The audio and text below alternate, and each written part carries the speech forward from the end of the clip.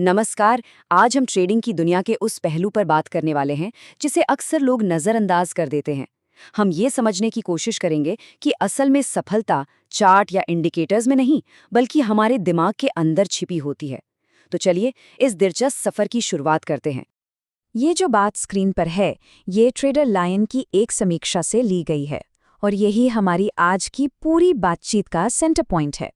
हम स्ट्रैटेजी के बारे में बात नहीं करेंगे, बल्कि उस साइकोलॉजी के बारे में बात करेंगे जो एक कामयाब ट्रेडर को बाकियों से अलग बनाती है।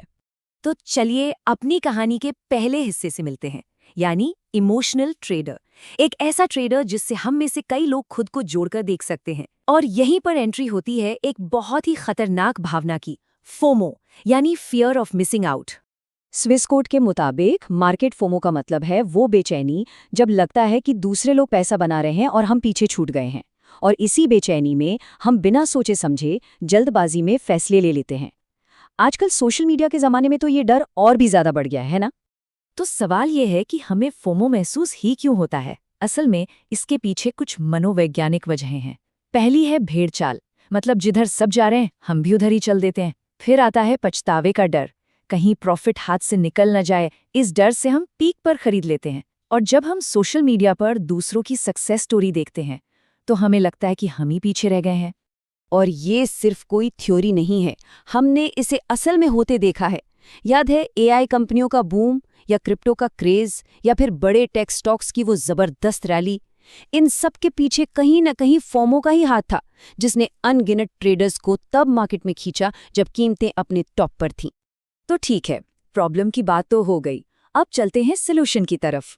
आइए अब विज्ञान की मदद से ये समझने की कोशिश करते हैं कि एक प्रोफेशनल ट्रेडर के दिमाग में ऐसा क्या अलग होता है जो उन्हें भीड़ से अलग करता है।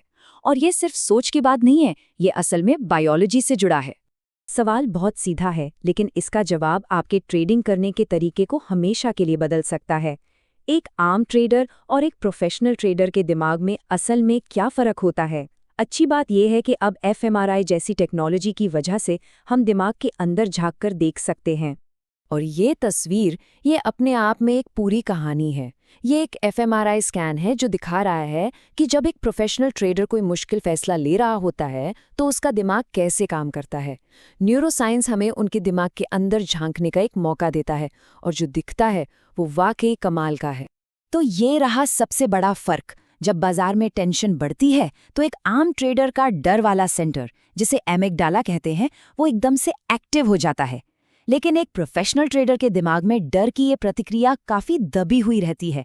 इसके बजाय उनके दिमाग का वो हिस्सा एक्टिव होता है जो तर्क और प्लानिंग करता है, जिसे डीएलपीएफसी कहते हैं। तो इसका मतलब ये नहीं है कि प्रोफेशनल ट्रेडर्स को डर नहीं लगता, बिल्कुल लगता है।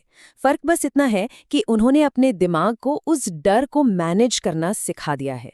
ये भावनाओं का ना होना नहीं है, बल्कि भावनाओं को कंट्रोल करने का एक स्किल है।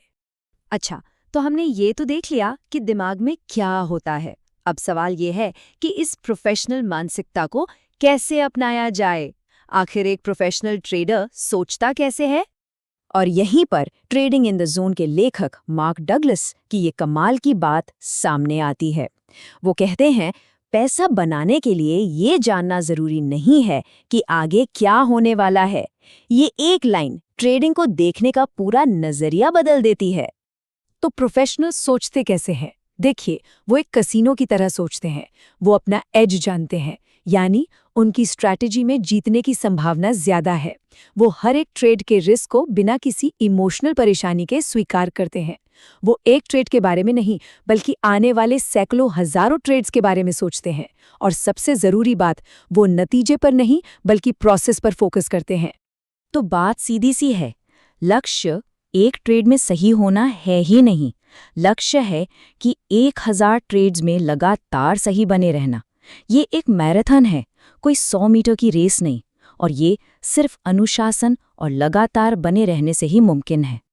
तो ठीक है, इतनी सारी बातें हो गईं। अब इन सब को असल जिंदगी में कैसे उतारा जाए, कैसे अपने इमोशनल दिमाग को एक प्रोफेशनल दिमाग में बदला जाए। चलिए कुछ जरूरी बातों को जल्दी से देख लेते हैं। ये कुछ आम गलतियां हैं जिनसे बचना बहुत जरूरी है। जैसे ये सोचना कि और ज्यादा जानकारी मतलब बेहतर फैसला होगा, या फिर अपने पिछले ट्रेड के नतीजे को अगले ट्रेड पर हावी होने देना। और ये बात हमेशा याद रखनी चाहिए, बाजार हमें कुछ भी देने के लिए मजबूर नहीं है। और ये एक और जबरदस्त बात है जो याद दिलाती है कि समाधान चार्ट में नहीं है, समाधान हमारे अंदर है। असल में ट्रेडिंग एक अंदरूनी खेल है, बाहरी नहीं। और आखिर में हम आपको मार्क डगलस के इस गहरे विचार के साथ छोड़ जाते हैं। उनका कहना है कि जितनी ज्यादा किसी को ये जानने की जरूरत महसूस होती है कि आगे क्या होगा, उतना ही ज्यादा उसके एक ट्रेडर के तौर पर फेल होने का चांस है। निश्चितता की तलाश ही असल में असफलता की गारंटी है। इसके बजाय अनिश्चितता को अपनाइए, अपने प्रोसेस पर भरोसा कीजिए और अपने दिमाग को अपना सबसे बड़ा हथियार बनाइए। जरा सोचिएगा इस बारे में।